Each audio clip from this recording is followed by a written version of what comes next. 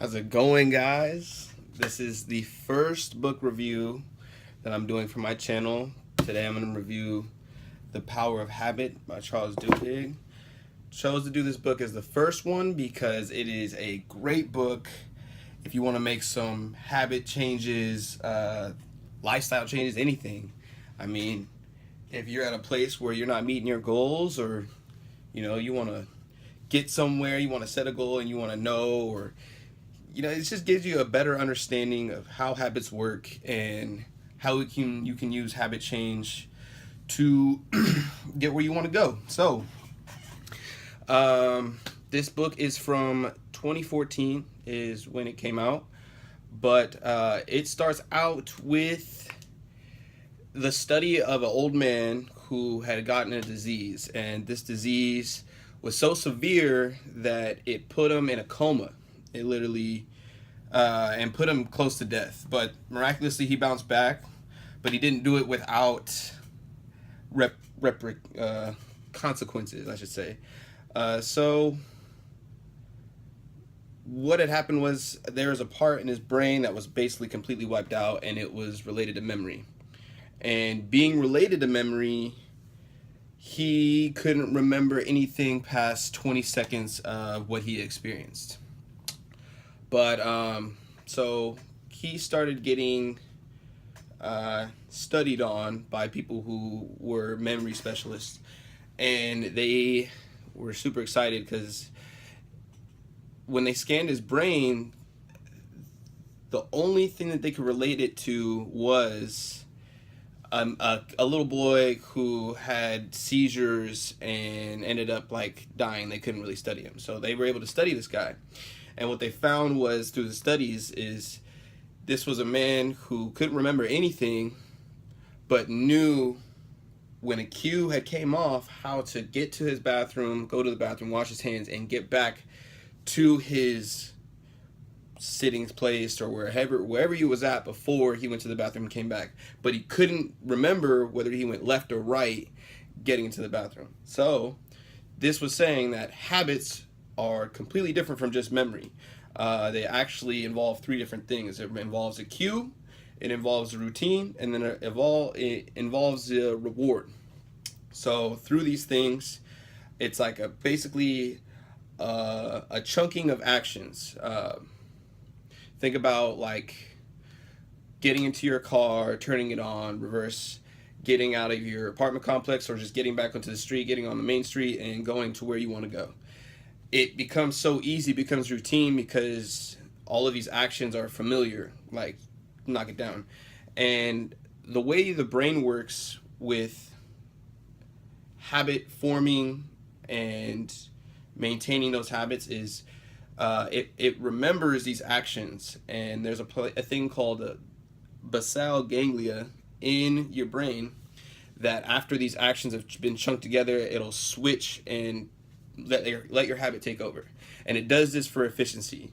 Think about, we have these humongous brains in these heads, and the brain is always trying to look for ways to make your energy efficient.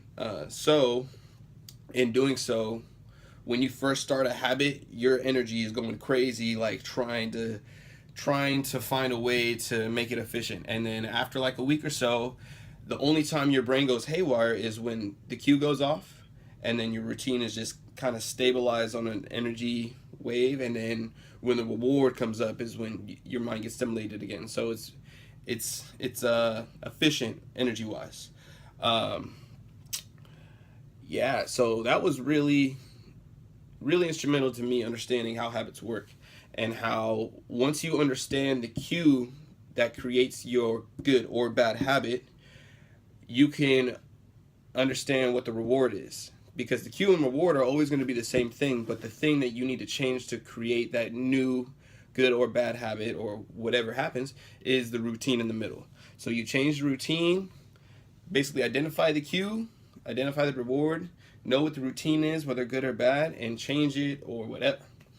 But that's basically the biggest takeaway from this. There are other takeaways, like a keystone habit, which is a small habit that you can create that will be like a small win for you to basically build better habits because of that keystone habit. And then another big takeaway from this book was informing new habits, or trying to find out what's a good, what's a bad habit, the cues and rewards to it. You have to experiment with different things, with understanding, what's your cue, what's your plan for what's this routine, and what is the reward from the cue. What is it you need to replace with that?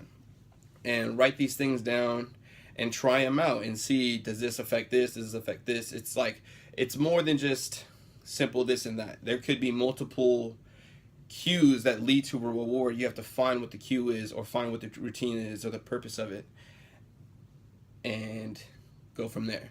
So once you do find out these things, these cues, and you experiment, then you have to have a plan, and you have to execute, go forward, and you can create a good or bad habit for whatever it is you want that habit for. That was probably the biggest thing that I took from this, is experimenting with a lot of different things, because you can run an experiment for a week or two or whatever, find out how it's working for you, and then realize that's what's something that you want, or you could purge it, change it, shift it to something else. So yeah, those are the main takeaways from it. Wanted to just review this real quick. Power of Habit. You can find this on Amazon or anywhere at your recent bookstore, maybe even a used bookstore. But it's a good book to read. It tells you lots of studies that went into it. Lots of other stories. They talk about Tony Dungy, who was a football coach for the Indianapolis Colts, and used the understanding of the power of habit to win a Super Bowl.